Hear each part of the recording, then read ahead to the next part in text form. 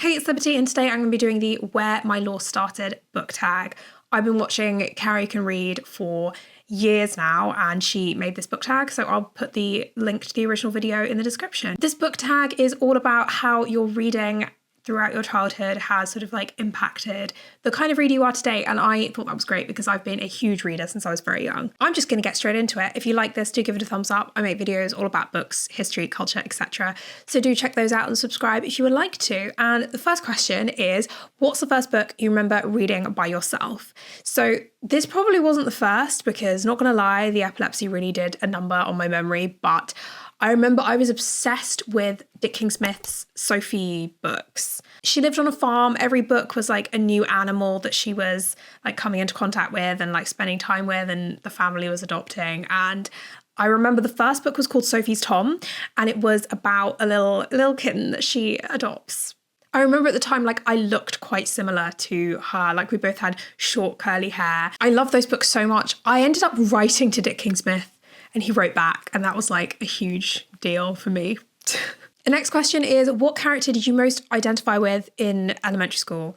Primary school, I mean, this is a difficult question. The character that popped into my head straight away was Lucy from the Chronicles of Narnia. I think I'm an only child, so I was always kind of going off and doing things by myself and like exploring and stuff. So I think also the INFP of it all, I think if you are an INFP as an adult, you relate some way to Lucy. It's a canon event. Also, I do remember, like, I didn't have the kind of, not fear. Yes, fear. I didn't have the aversion to confined spaces as a child that I did now. I remember I used to go and sit inside wardrobes sometimes because it was like small and I could just sit there and it was nice and cozy, and I would sometimes read in there.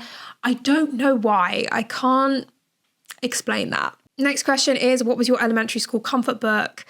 Again, this is a really hard one to answer because I read a lot, and so I've never been good at picking favourites.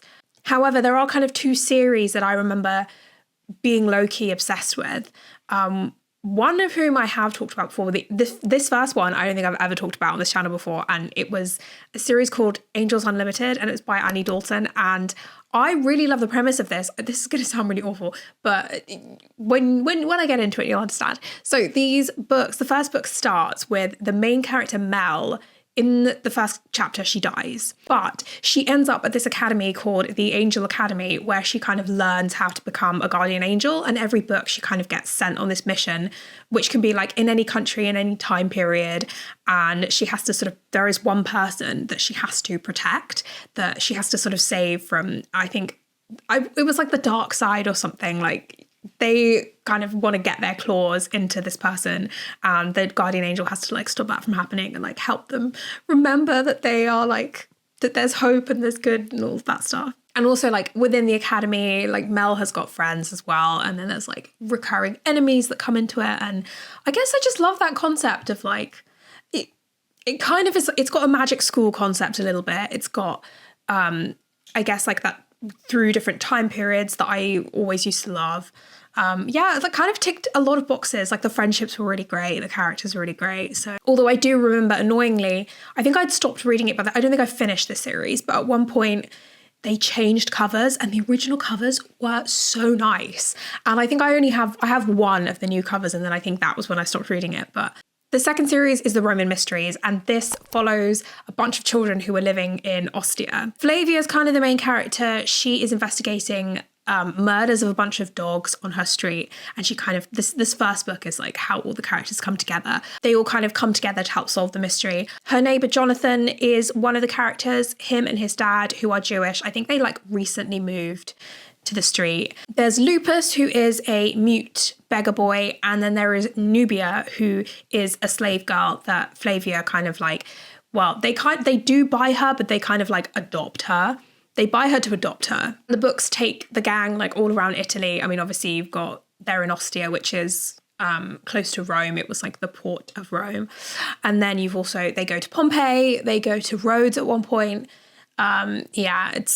It was just so much fun. Like, I've always loved history. There were 17 books, I think, in the series. I think 10 is where I caught up to like the publishing schedules. And I think When it finished, I was like slightly too old. I think they're sort of middle grade. They're like 9 to 12 age. But I just like, I think I was 13 when the last book came out. But I just wanted to finish it because it was like such a like significant series in my childhood for me. I really loved Ancient Rome. I still do. I always used to like recommend them to people when I was working at Waterstones. I was like, look, I know you may not have heard of the series, but it is amazing.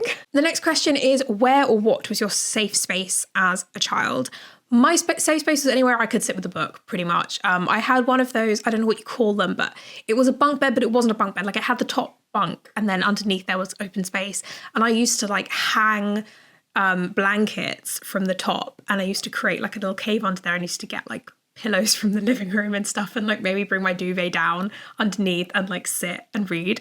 When I was younger and we actually had a big enough garden to have a swing set, we would there was this hammock that we would hang from there, and that was always really nice. Or sometimes I would literally just get, you know, those wicker chairs, those outdoor wicker chairs. I would just put two together and it would almost be like an adult cot. And I just, you know, stretch my legs out, come and sit there with a book. I could find anything, anywhere cozy, or I could make somewhere cozy.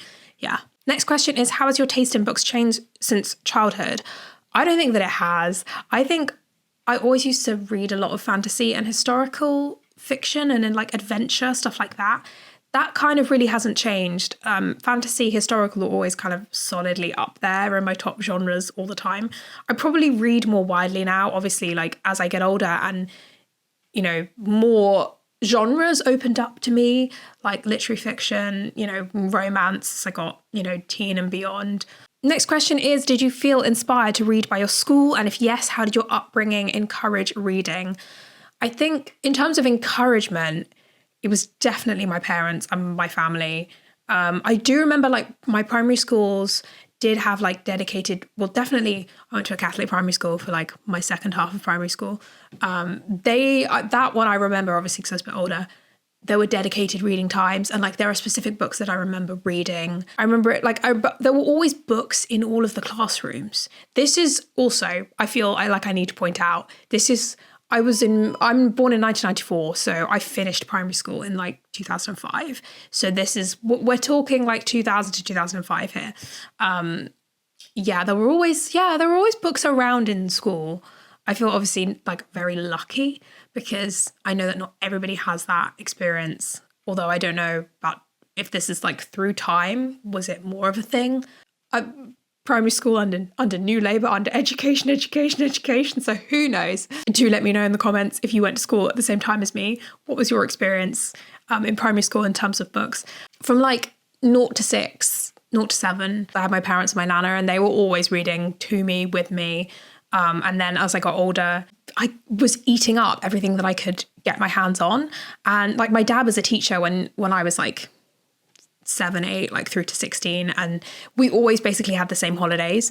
And so I remember him taking me to libraries. And I remember like going with both my parents, like we would go to bookshops a lot. Like I have so many memories of like sitting and reading. Like sometimes we would all be sitting and reading. Sometimes I would be sitting in the kitchen dining room. I'd be sitting reading at the kitchen table. Someone would be cooking. Like I have so many memories of just that being encouraged. I feel very, very lucky for that because like both my parents have loved books, a hobby of theirs that they pass on to me, and I think I kind of went a little crazy with it, but yeah. Next is, what book have you wanted to return to lately?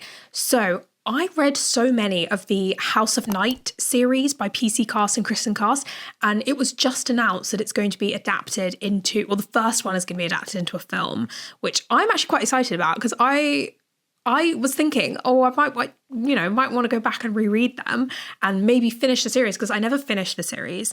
In this world, like a certain percentage of teenagers have this like junk DNA in them that will activate at like thanks to hormones and stuff, and they will kind of change into vampires, and they are fledglings and they get this like blue crescent moon on their forehead, and if they become fully fledged after like 4 years of studying at the House of Night boarding school, then it becomes like solid blue, and this kind of marking and being a vampire is considered to be like a gift from the goddess Nyx. who's like the Greek goddess of the night. And this book is set in Tulsa, and Zoe is the main character, and she gets marked at the start of the first book.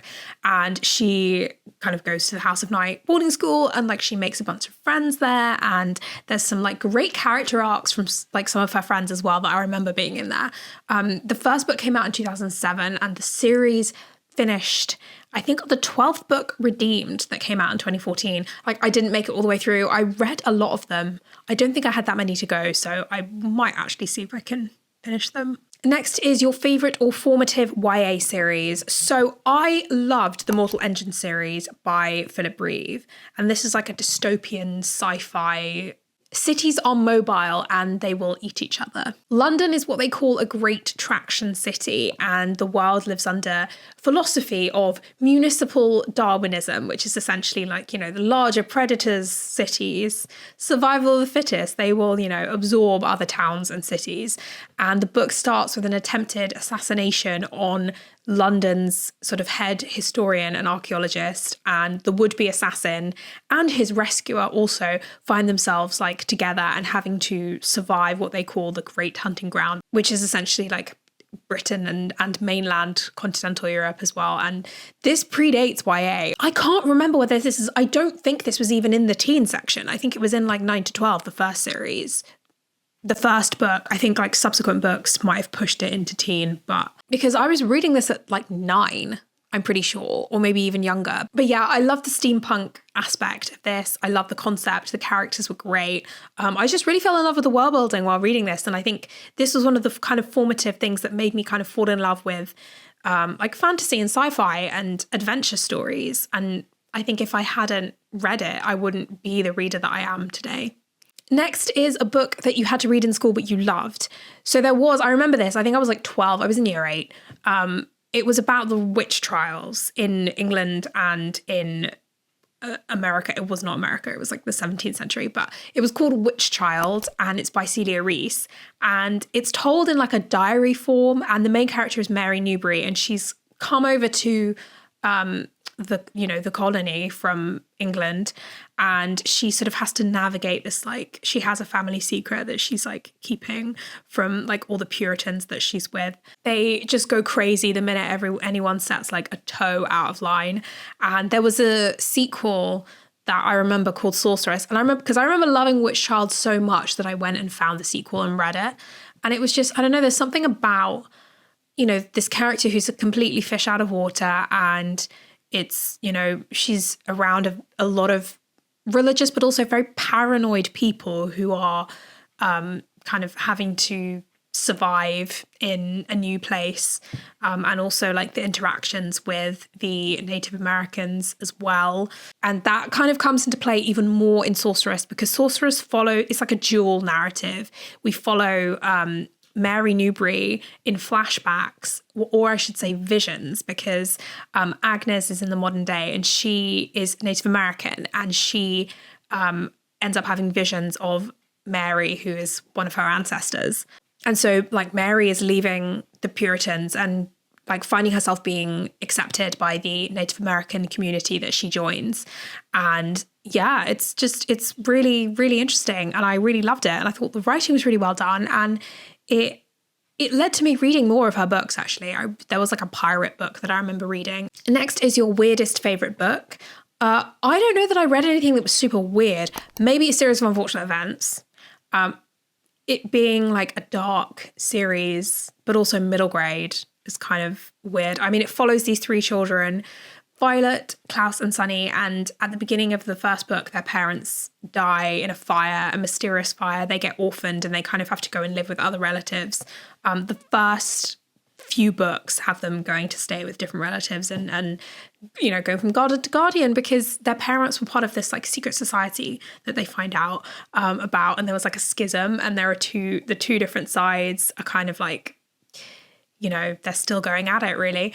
I was obsessed with this series. Like, I really wanted to be part of a secret society. I thought that was so cool. And like the codes and the meeting places. Violet being someone who was so like active and taking action. And then like Klaus also like being someone who, he was incredibly intelligent. and he learned what he wanted to learn. And so I think having that as, actually, I think, you know, characters like that are a real inspiration for moments when you're kind of feeling like you're not good enough. Next, we've got, if your 13-year-old self could live in a fictional world, which would it be? Is it different from the world you'd choose now?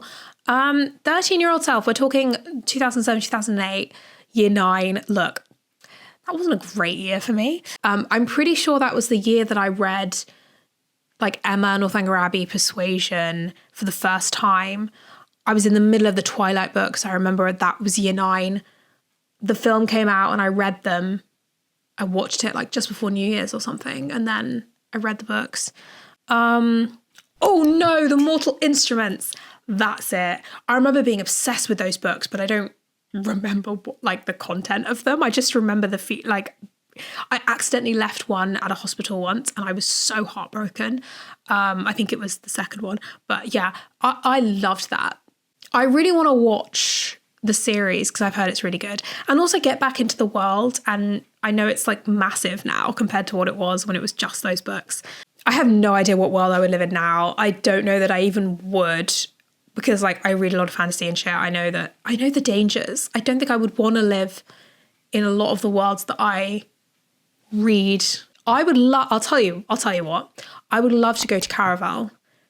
I'd love to experience that. So I'd probably say in the world of Caraval, which is, I used to talk about those books so much, like when I first started this channel, when I first was reading those books. It's like essentially this kind of magic circus performance magic show. I don't know how to describe it any other way than that. It's you go in and there are all these like magical booths and all of this stuff, but there is a game going on. Like there's a big game which you can choose to participate in or not. And like all the stall holders, all of the like people in this place, they're all actors. And like in the Caraval, in the first book, our main character, her sister is like abducted, and the mission of the Caraval game is to be the first one to find her. And so you kind of follow her as she like goes through the clues and like tries to win to find her sister, because God knows what's going to happen to her sister if she doesn't win and somebody else wins and finds her, and that's the whole thing. But like the concept of Caraval itself, like I'd love to experience that. Finally, the last question is there a newly released book you wish you'd had when you were younger? This is difficult because I don't read a lot of middle grade now or children's books now. I do read a fair bit of YA.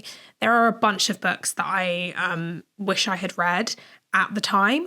Like I wish I had read Shadow and Bone at the time. So maybe Six of Crows. Like maybe I wish I had Six of Crows when I was younger and I had read them, because they're in the teen section, right? Pretty sure in YA. Yeah, I wish the Grishaverse had been a part of my like teenage reading. I would have been obsessed with that. Great magic system, great characters. I haven't finished Shadow and Bone, the trilogy. I read the first book. Sadly, we're never going to get the rest. I'm so salty about that. Like Netflix. I was this close to cancelling my Netflix subscription, because tell me why the bulk of the audience for Shadow and Bone were Six of Crows fans and they never got to the events of Six of Crows. Like, are you mad? It was just about to start. Like, this was going to be the prime time. People were waiting for this to tune in. And yeah, I just can't. That's too much. So yeah, on that note, that was my, when did my law start tag. I hope you enjoyed that. A little bit of insight into my reading past. So do let me know what you think of my answers. And if you like this, do give it a thumbs up. Like I said, I make videos all about books, history, culture. So do check those out and subscribe if you would like to. Happy reading.